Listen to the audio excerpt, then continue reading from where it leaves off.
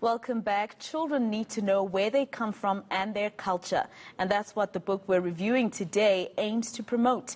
Kwekwezi's cultural mural art is based on a true life journey of Ndebele Arts Custodian. It features cartoons as well and is easy for children to read. Let's chat to the author now, Thulisile Bhuda, about the book. Thulisile, thank you so much for your time.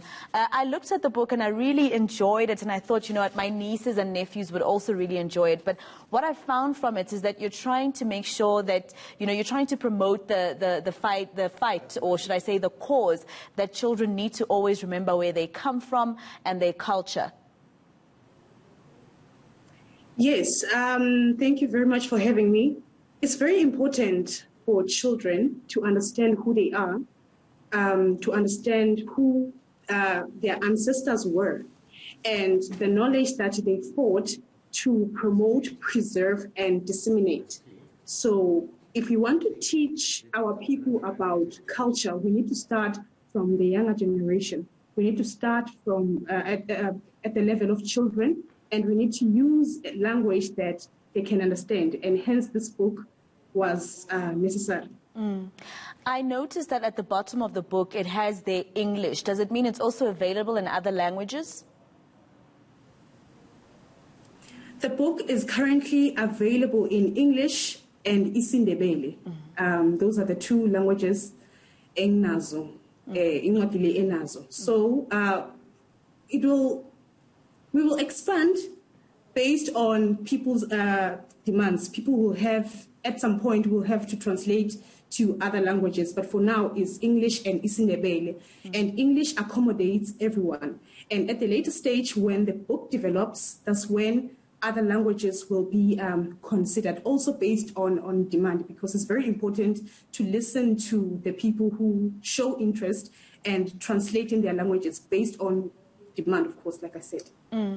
Now, the book is about umtana, Kwekwezi. Her name is Kwezi, which you also say that means a star, if I'm not mistaken, and is a name that is used quite a lot in the Ndebele culture. But also, it talks a lot about, it basically talks about a lot about this child who would be watching her mother and grandmother paint the Ndebele culture. She wanted to be a part of it, but she would be in a mess. She would be messing up the room, and then they would keep telling her to go away. But it also shows that, you know, you can follow your dreams.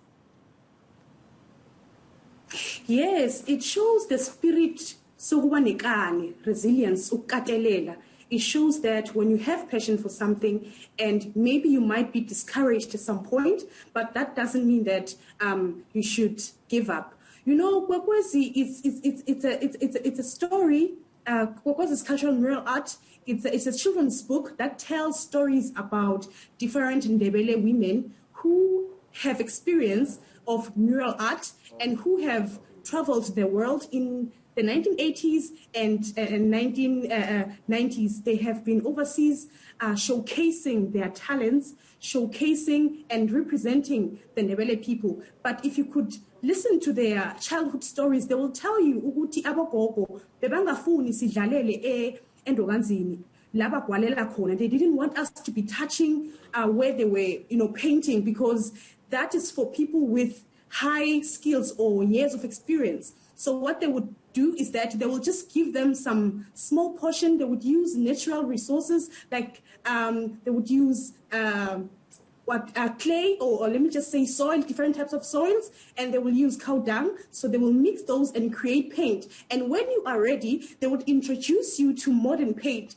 That's when they could say, show us what you have learned so far. Because now this learning is through observation, is through when you learn orally, you inquire, you listen, you watch, and then that's when you are ready, when your skills have improved, and when your paintings have improved, they say, let us see what you have learned so far. So this is about ukatelela, knowing that you are meant for this, knowing that this knowledge is the knowledge of your people, and you want to preserve it. So you have this spirit, so uti angeke ngihlulwe, angeze ngabhalelwa. This is what I meant to do. So Kwekwezi cultural mural art book, it's about that. It's teaching our children uguti they need to fight for what they believe in. They need to to have goals and to stick to those goals and to understand that at some point they're going to experience challenges from us people and from, of course, the nature of the universe. But they need to be resilient.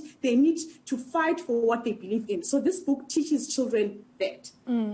I just want to also move to the fact that eventually her grandmother told her to sit in the kraal and continue practicing, and they would watch her eventually until she progressed. And I read basically how her grandmother would push her and say, try again.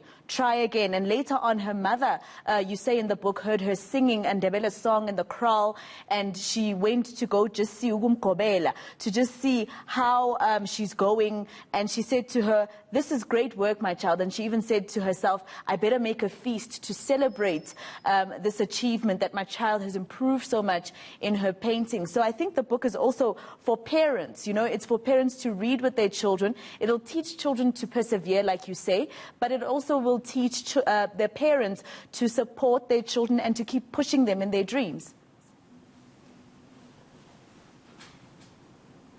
Yes, and it's very important that our parents believe in us. The support that we need is from our parents. And if you keep encouraging a child to do better, they eventually do better. And they grow up as adults who have had this support, and they understand and learn how to support the next generation. So it begins with parents encouraging and supporting their children's dreams. We have a problem in society where parents would want their children to follow certain dreams or certain careers because they think those careers are better for their children. So they choose for their children. But what they can do is try to understand and that's very important for parents to identify a child's talent at a young age and support that child through that talent.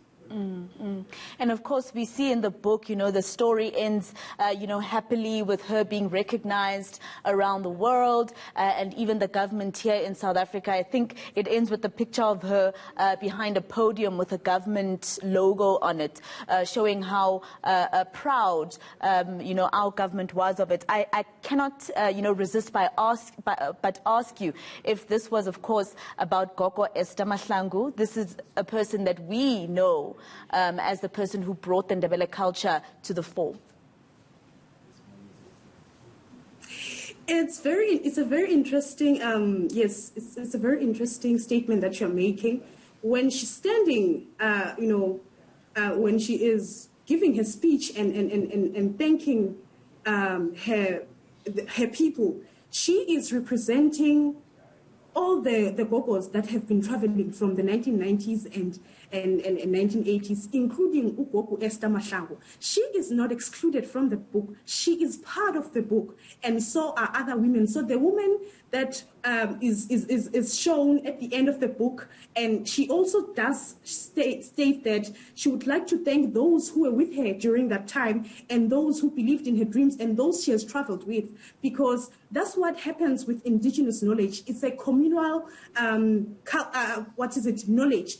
It's not based on a certain individual. This is the knowledge of the Ndebele people. So this woman there represents all who came before her and all who come after her. And like you said, Ugogo, uvelile kanenkulu, she's the one who made the Ndebele mural art to be known, and therefore this book celebrates her and celebrates those who are unknown, those she was traveling with and those she wasn't traveling with, those who were traveling with agents in the 1980s, 1990s. Because if you go to Ndebele villages, you're going to hear the stories of nami ngaya ngaphetsheya isiphaphamtshini ngasikhwela. We were painting in different European countries. We were there and we were showcasing our talents.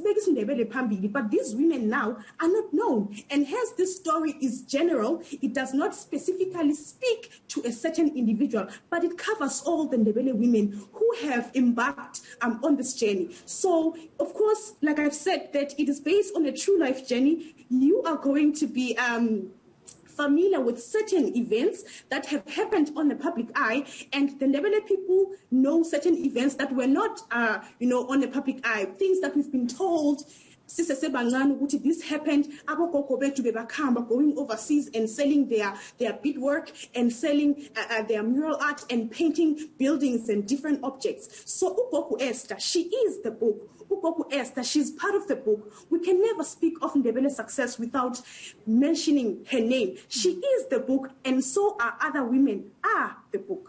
Now, Thuli, I also just want to talk about, I'm not really that good with this Ndebele, but I just want to try. For instance, I only found out about why the painting in Ndebele is so important and the culture around it since Bangnikeza Lengwati Emerekweni, right?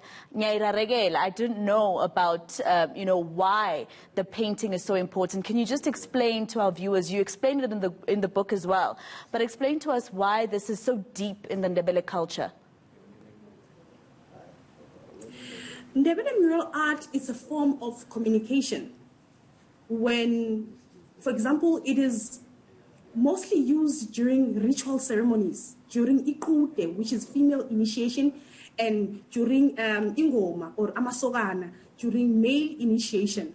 You will see that in a certain house, there is going to be, a ritual ceremony by how they are painting, by how they are renewing their painting. It's a way of communication. And also during the Mapogo War, that happened in the 19th century. Ndebele people, this art existed before the Mapogo War, but after the Mapogo War, it started growing rapidly because it was used as a way of communication. And that time, because the Boers, they didn't see it as harmful, so they allowed the Ndebele to continue using these paintings. So they were part of our culture before, but after the Mapogo War, they became strongly appreciated or expressed, to say. So most of the time, young girls who are taught this art, because this art, mural art and beadwork in the Ndebele culture is made or preserved or done by women. So young girls are taught so that there will be a time.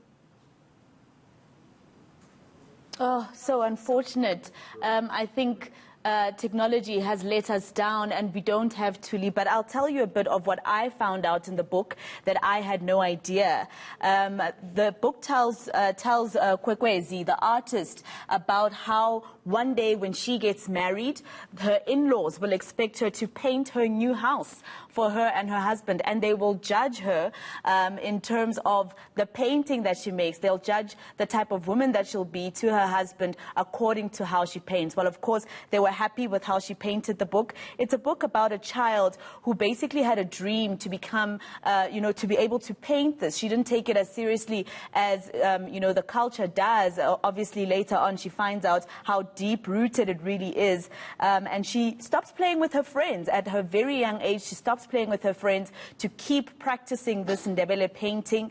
Eventually, her grandmother and mother realize that she's very good at it. And eventually, they start supporting her, and she becomes so successful that she travels the world. She starts to paint across the world and the country, and she receives a lot of accolades about it. But of course, I think for parents and children, this is a book that I would definitely recommend. Kwekwesi's Cultural Mural Art. It's based on a true life journey of Ndebele Arts Custodian. Thank you very much for watching the Bookshelves edition this Sunday. Of course, we lost Thulisile Bhuda, but that's it from me for today. I'll be back with you again next weekend, and we'll be reviewing another book. Thank you for watching. Next up is Weekend 1, the news that made it to our TV screens this week, and then Mural Tupi will be with you at the top of 12 o'clock.